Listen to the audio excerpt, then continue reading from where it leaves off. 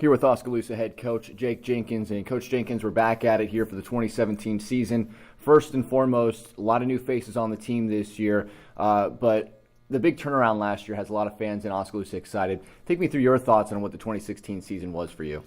2016 was kind of a dream come true. I had a chance to really lead a team, and I was excited for that. We had 20 seniors coming back, and we had some outstanding talent.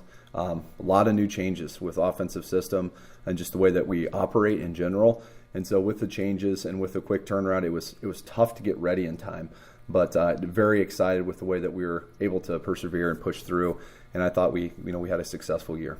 It was successful with a playoff berth and a brand new playoff system. It's tougher to get into the playoffs now, but making the playoffs has a lot of people excited. But the team that knocked you out of the playoffs is a team you know very well in the Pella Little Dutch. And tonight you get a chance to start your season against them at home. A lot of excitement in the air about this game. They, of course, defending state champions the last 3 years, haven't lost in 3 years, have lost once in the last 4 years.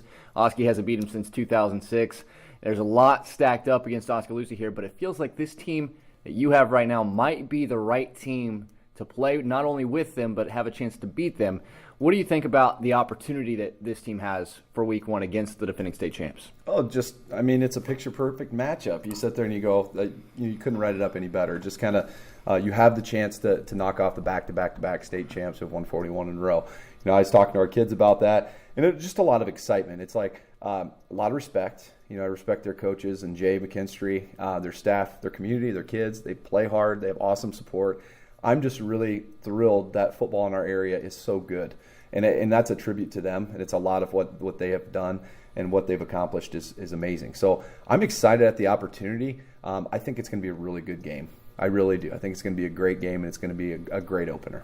A lot of fans are excited for it, but a lot of fans are going to need to get used to some new names that people will be seeing in the maroon and white. Who are some of the big-name guys that you're excited to just see on the field for the first time here in week one? Well, I would say I'm a secondary guy, so I start with Jane Van Ruckel at free safety. He's really been putting in good reps there for the last couple of years. Playing behind Bennett Spry isn't easy.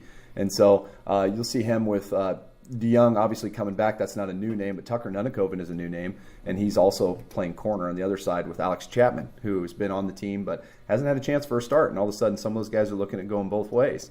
DJ Miles is a new name on the defense, and he's our starting Sam linebacker. And so that's completely new. It's new to him. He hasn't played in a couple years, so he's raw, but he's a talented young man and a man I like to be around. He's a good kid. Tanner Koch obviously is back. That's not a new name, but we have plenty of other ones out there with Kenny Satimi on the defensive line. You're going to see him out there tonight. Nicholas Dykstra, his dad Duff Dykstra is back in maroon as well, so he's a new face, but he's not new to the program. He's been a part of it, big part of his life. We're glad to have him on staff as well. So as far as the defense is concerned, those guys, along with Jared Cruz and then Blake Van Veldhuizen, two of our big guys that are back. No, I'm missing a couple names here, but then on the offensive side, you're going to see a lot of new faces, and we're okay with that. You have Blake in the middle of the offensive line. Obviously, he's going to play tackle. He's really kind of the rock that's in the middle there, playing tackle. He's going to lead the offense and defensive line. Tucker Irwin's a new name. Then we have Coots. Yeah, Nick Coots is going to be a new name there. Brant Brown, and we have Noah Van Veldhuizen as well. So we're going to have kind of a duo there of the Van Veldhuizens on the offensive line, which will be really cool.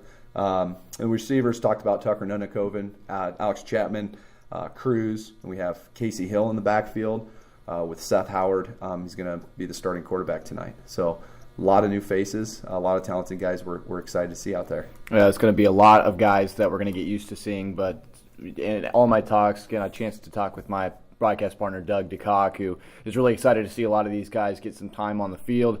If somebody is on the fence about making the trip to go watch this game live, what is the one thing you want to tell them to get them out there and see exactly what your team's going to offer? There's nothing better than Friday Night Lights. I mean, and what's better than a season opener, not knowing how good the defending state champs are going to be, not knowing how Oskaloosa is going to come back after last season going 7-3. Was it a fluke, or are we the real deal? Are we really going to be good year in and year out? Are we going to be the team to beat? So I'd say, if anything, it's that. You can't beat the ambiance and the feel of Friday Night Feel, especially in Iowa. It feels like fall. It feels like football weather. It doesn't feel like the beginning of the year, but it's going to feel like Friday night once those lights turn on, and it's going to be a heck of a show. Coach Jake Jenkins, thanks so much for joining us, and good luck tonight. Thank you.